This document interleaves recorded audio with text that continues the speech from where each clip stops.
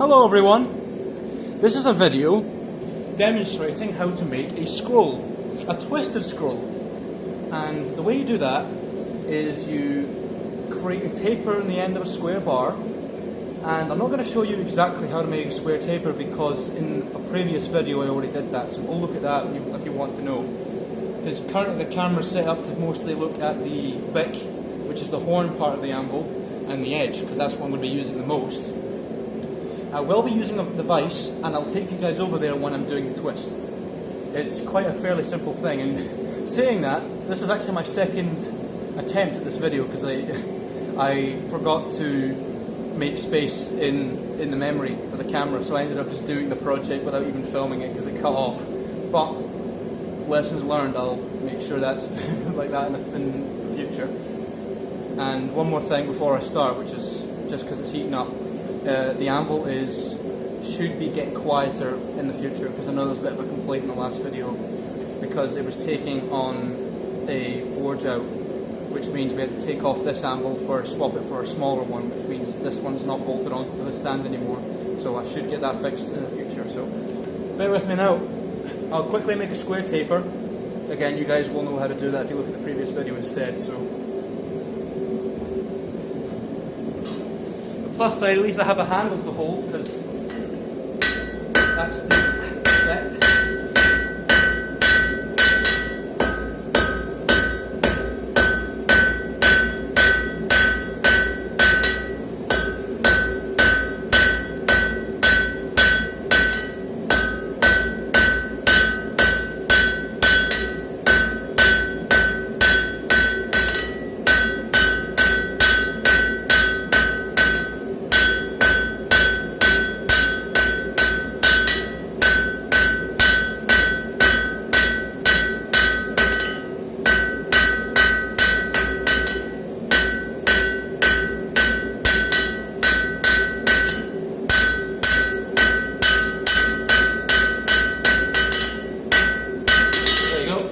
Make a square taper.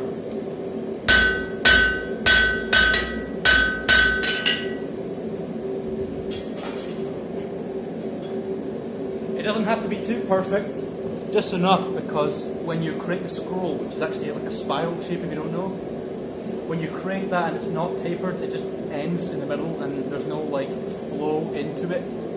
You'll see the flowing shape I'm trying to get. But I'll take you guys over to the vise, because that's where you need to be right now, because I'll show you how to do the twist, because I'm finished already with that, so don't want to waste any more time. And I learned from the last attempt that this is the best place to put you guys, with a little bit of an adjustment, like that. Apologise for the sudden shakiness. Put you guys a little bit closer, like there actually, yeah. There you go. Focus that there. There it is. So I'll stick it in the vise right now, and I'll do the twist. So you stick it in the vise and where you want to put the twist at. Take some tongs or pliers in this case. Touch the very end and bend around. Only do it a certain amount on the end, because that means you can move up the twist. So you just keep working your way around, and it will keep getting tighter and tighter until you stop in where you want it to be. So I'm almost there.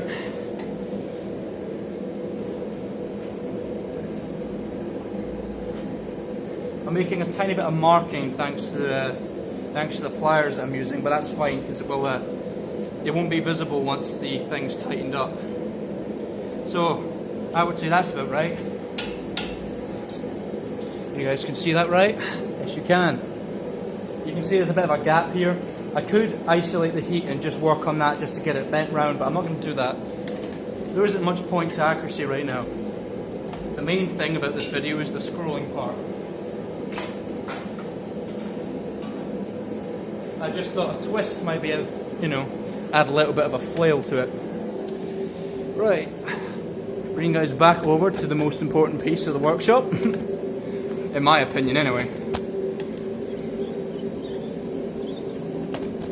And there you go. I would say that's about good enough. As I said, I love working on smaller pieces because I only want to do small pieces for this channel now, because nobody wants me to sit there and wait like 3 minutes for absolutely nothing at all, especially when I'm just yapping on about it. So it's quick talk and then get up and it should be ready by then. For example, it is now.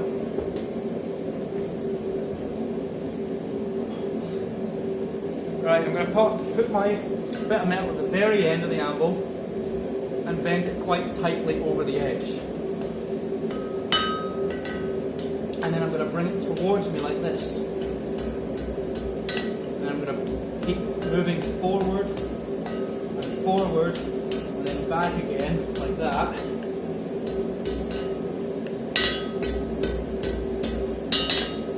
To get that kind of thing at the very end. Now it's started. See that? Now I can keep going.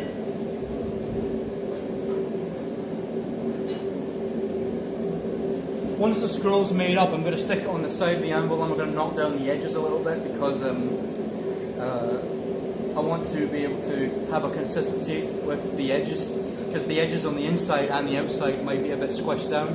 So if I actually do that all on purpose, it means it won't look like a mistake. It will look like it's actually been forged specifically like that. I could leave in the sharpness on the outside as part of the design, but I think it would look better being nice and rounded. Maybe for preparation for the snail piece that I want to do. Right.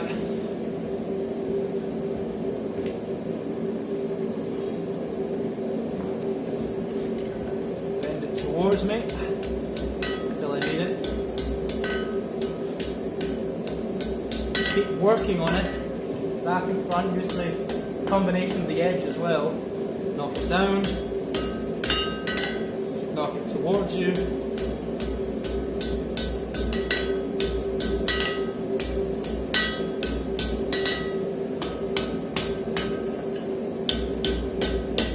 Not to mention you should flatten it occasionally, because flattening it might keep it steady.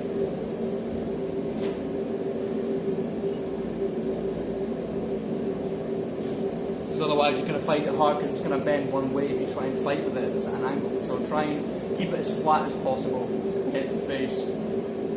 But you saw that. I go over the anvil first, as tightly as possible, then I turn it upside down, and then I knock it towards me to get that round shape. In a way.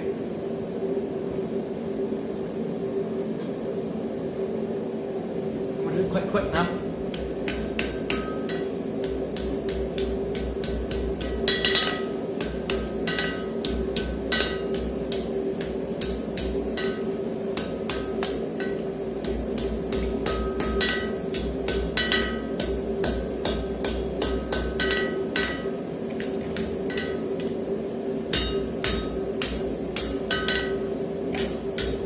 I'm going to heat it one more time and it should be finished.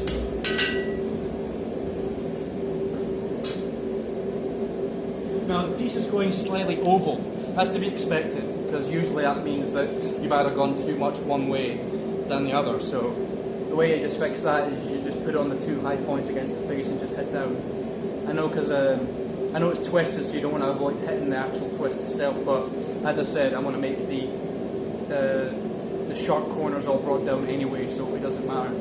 If you really wanted to prevent getting dents in the twist, you could use a wooden mallet with a wooden bottom, so like a piece of timber. That's one way to do it. Yeah, it requires a little bit more force and a bit more time, but it preserves on the twist, doesn't damage it. You can use it for a lot of different things as well, like intricate pieces too. You wanna try and flatten without actually damaging the edges. Anyway. This should be the heat.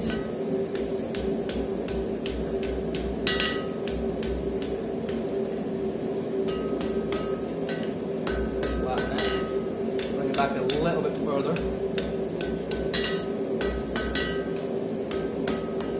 Now I'm going to work on all the faces, just to bring down that twist's edges. get it as tightly packed as possible as well. Then I'm going to work slowly on the sides, just to create a little bit of a face.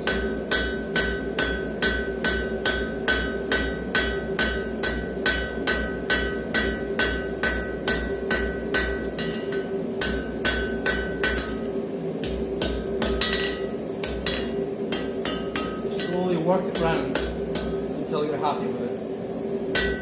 And there we are.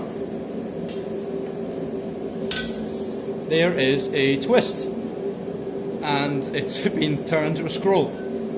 So first you do a taper, then you do a twist, and then you scroll it up.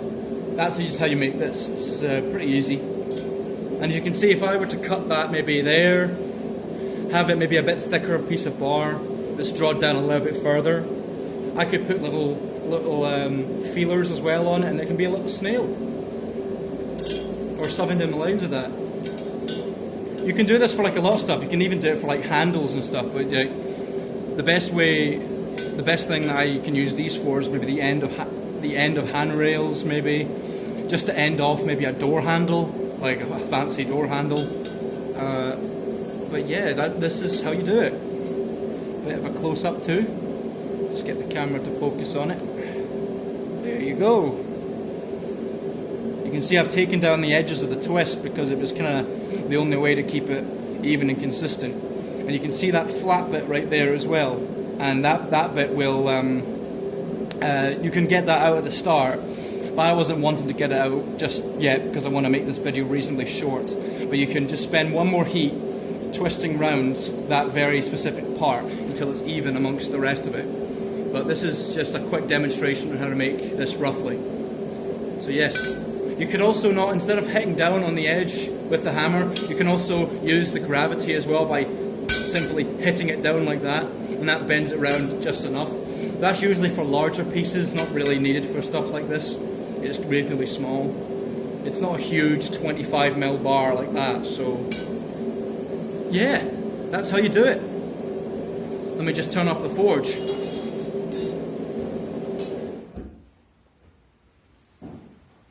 Nice and quiet. Anyway, that's it. They're quite fun to do, scrolls and stuff, but only the tight ones. There's a different type of scroll that you can do. You can actually do one with a space in between. They are definitely much harder to do though. So I would just recommend you start on this if you're a beginner, because you don't have to worry about making the spaces in between the little lines that you see there even, because you have to obviously increase the size of that gap evenly as it goes out to the end, because it gets thicker from thinner. So yes, just another little beginner project, and you can use this for a lot of different things. Just to add a little bit of design to anything really. You could put it on the end of a handle of some kind, or you could even use it for a handle for a rake as well, because you can put your palm on top of this, and it just creates a little bit more area for you to sweep your coal or your coke, whatever for you're using. So yeah, make sure it's flat as well, because you don't want it sticking out on one side than the other. This could do with a tiny bit of a flatten, but that's me. Anyway, hope you guys have a good day or night, whatever your time you're watching this. So yeah, I'll see you guys. Oh, hold on, actually, I'm gonna have to take this out. I got a new tripod, you see. It's much bigger than my last one. It's much easier. So, but the problem is I can't exactly touch the button to turn off the video. So yeah, I'll see you guys later.